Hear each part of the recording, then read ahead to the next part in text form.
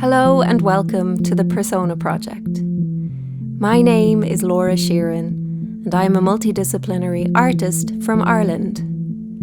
I release music under the name Persona, and I've created this series to document the most creatively ambitious project I have ever embarked on. 4 albums, 4 stage shows, 4 personas, and 1 year to prepare. This project isn't just about music. It's about identity, transformation, and digging into all of the things that really make us human. It's also about dismantling some of the barriers that constrain us in art, music, and creativity in general. If you'd like to follow along, you can find me on YouTube, Substack, Instagram, or wherever you get your podcasts.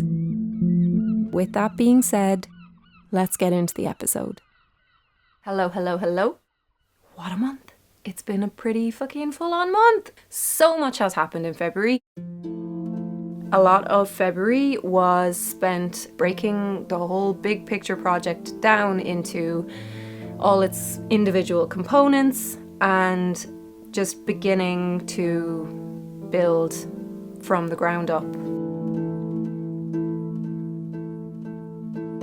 The Persona project is set to begin releasing in January 26 and continue through to April 27. There's going to be 4 albums as part of the project, and each album will be music that comes from the position of a different persona. So 4 personas in total. A lot of what you're going to see in this video is creative work that I'm putting into the dreamer persona. As we go through the year, I'll be building the other 3 personas as well. The main aspects of the project are the music itself, the presentation of the album, the release format, all of that kind of thing.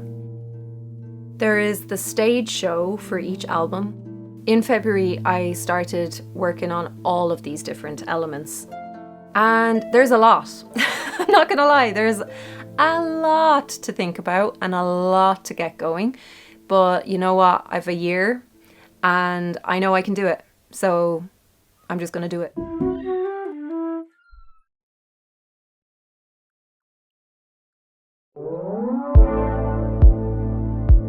Musically, the project is quite far along. I'm starting this process from a place where I already have the songs, for the most part, recorded.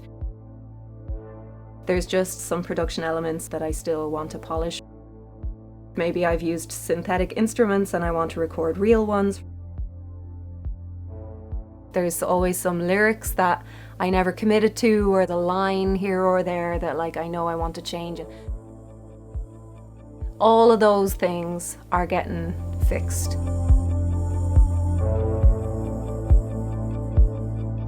Getting the music mastered and sent off for pressing is priority for sure.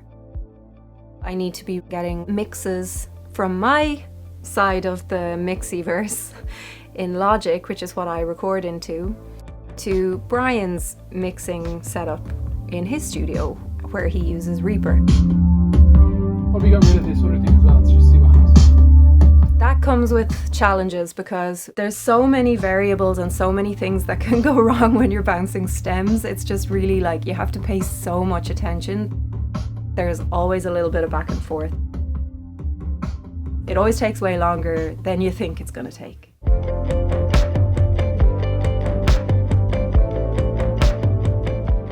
Musically, I got through a lot in February, but there is still a good bit of work for me to do on the Dreamer album, mainly to do with my vocals. I have about 2 months left before I have to get final mixes sent off. So I think we're just about okay. The next thing that I need to make some decisions on is how I want to release it, basically. I really want to get creative with the physical presentation. I had previously started gathering material to release a zine, and I was going to put out zines with some of my singles, and that's something that I had started doing last year, kind of fleshing out the world of the songs. I had done a few interviews with people. There was some photography in there. There was some artworks by people. But the timeline just didn't work, it didn't click, and it ended up not being released. So I knew that there was going to be like this other element, but I wanted to try and get some clarity on what I was actually going to be doing. I reached out to a friend of mine, Brendan, who runs Holy Show magazine. It's an art magazine. It's published once a year and it's distributed all around Ireland. Brendan told me about an archive in Dublin where they have a collection of zines, and he suggested that we book an appointment to go in and look at them together. So we did. I'm on my way to the National Irish Visual Arts Library, which is in the NCAD building on Thomas Street. They have 5 boxes of zines in their archive. It's a public access archive, and they have said I can come in and have a look. So I'm gonna check out, I guess, the stuff that's been made, see what I like, see what I don't like, and start making a plan for how I want to approach my own one. I'm interested to see the stuff that people have made. So yeah, it just kind of fizzled out, which is fine. While I was in there, the woman that worked there came in and was asking what my research was for. So I was telling her about my project. She said, "Oh, you know, we have art books here as well. It might be interesting for you to look through those because that format could also be suitable for what you're doing." So she came back with a selection of really interesting art books. It was so inspiring to see how people think outside the box and present something in such a unique way, so enhancing of the work itself. Like, the design tells so much of the story of the book and its contents. The visit to the archive was so beneficial. I'm gonna just let that simmer in my subconscious for a while and see what ideas come from that. Got my imagination sparking in all directions. There's no major pressure right now for me to make decisions, so I'm just gonna let that sit for a while before I have to worry too much about the logistics of printing and all of that. I want to do photo shoots for the personas. This is something that I'm really excited to be doing with my photographer friend, Hazel Coonagh. She's my favorite portrait photographer. Every time she shoots with me, I feel that she captures me, and that's really special with a photographer, especially in portraiture. You really need to find a photographer who gets it, who really sees you. We started planning the first shoot for the Dreamer persona. It occurred to me that I would really like to be able to show elements of the costume which are going to eventually be used for the stage show. It kind of got me thinking that I should be prioritizing building those costumes at this stage in advance of the photo shoots.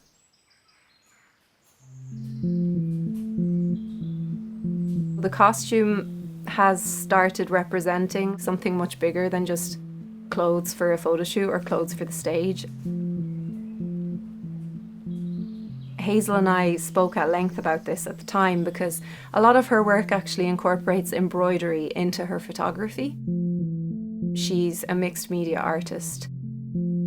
She was taught to embroider by her mother was taught by her mother was taught by her mother, and it goes the whole way down the maternal line. We were just reflecting on how meaningful it is, this inheritance. I have exactly the same relationship with sewing. My mom's mom taught me to sew on a sewing machine when I was 6 years old. But she taught my mother as well. I used to sew my own clothes all the way into my 20s, and then life just became very hectic and I stopped doing it, but it's a skill that I have. My mother died when I was 23. My mother's mother died only a few years after that.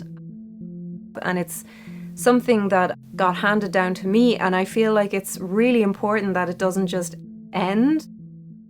It kind of feels like a tributary or something that could just dry up.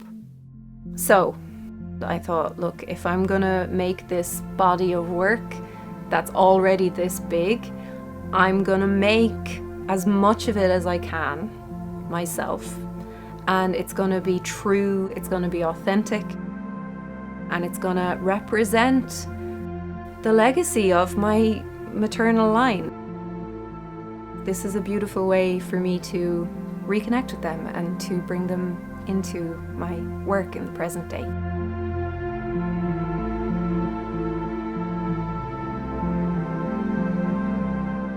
It also feels so much better to be making something instead of just again fueling into the fucking poison that is fast fashion.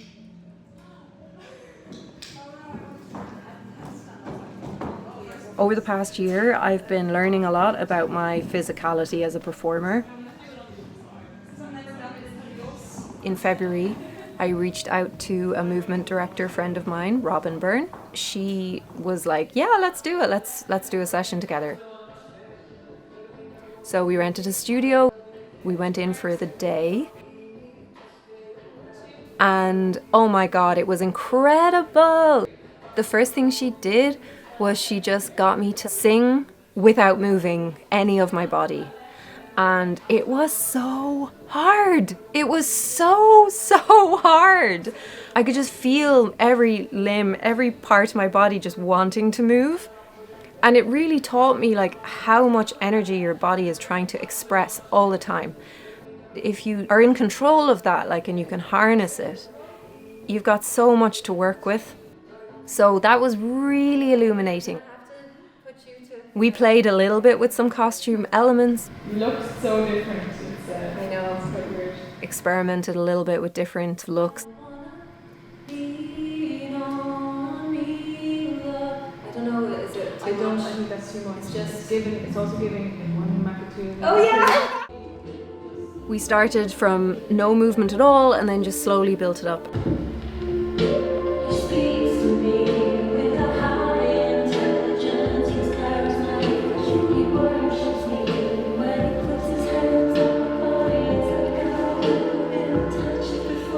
It was so brilliant to do a rehearsal with a mirror, because that's the other thing is like the studio spaces for gig rehearsals never have mirrors in. They've got the PA, they have all of the backline, whatever, but like you don't have mirrors.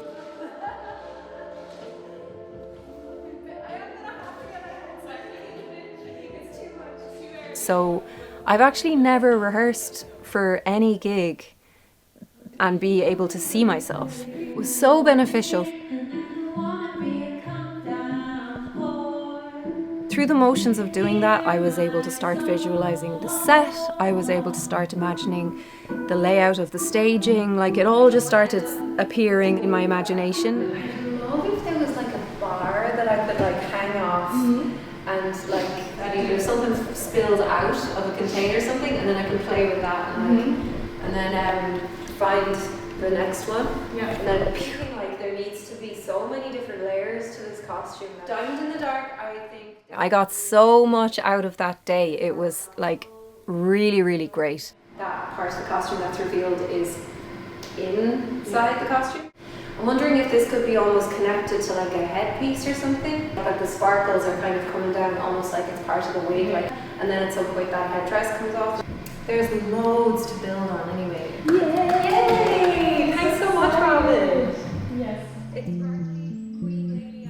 And here we are at the end of a very, very full month. If you want to follow along with the project and see how things progress, subscribe to the channel. I'll be working through the 4 different personas throughout the year, building on everything that you've seen in this video as it progresses through the year, ready to launch in January. So yeah, I hope that you will follow along, and I hope that you will enjoy seeing a very big project unfolding in lots of little parts. in the next one.